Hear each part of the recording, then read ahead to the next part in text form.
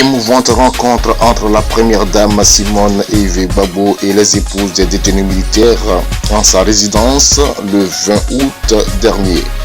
Après avoir reçu une délégation des parents du président Laurent Gbagbo en provenance du village natal Mama et la communauté burkinabé de Mama, la première dame Simone Eve Gbagbo a reçu en sa résidence une importante délégation de femmes des militaires prisonniers politiques. A-t-on appris? Elles étaient toutes là à cette importante rencontre avec la première dame.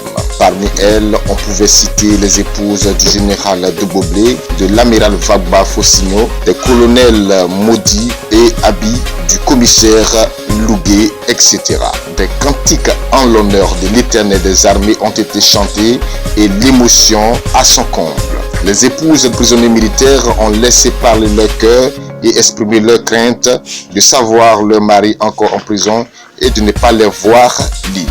En retour, la première dame a tenu à les rassurer en leur disant que bientôt leurs maris sortiront de prison, qu'elle se prépare donc à les accueillir. Madame Gbagbo a laissé entendre ces mots que voici. Je veux vous dire merci d'être venu me voir.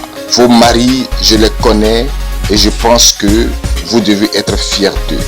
J'étais à l'école de gendarmerie avec le général de Boblé et l'amiral Vagba Fossigno, mais on ne se voyait pas.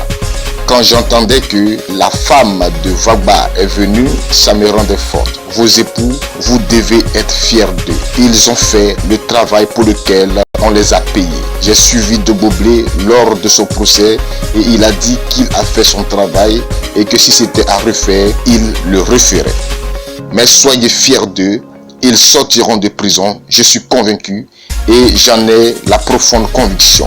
Moi-même, quand j'étais là-bas, je disais à Dieu, mais la situation a trop perduré. Seigneur, quand est-ce que je vais sortir d'ici? J'ai 69 ans, bientôt 70 et je me plaignais tout le temps. Mais voilà que je suis dehors aujourd'hui. Vous aussi, apprêtez-vous car vos maris sortiront bientôt. Que Dieu vous bénisse et vous fortifie, qu'il vous garde et demeurez constamment auprès de vos maris car ils ont besoin de vous. A-t-elle conclu?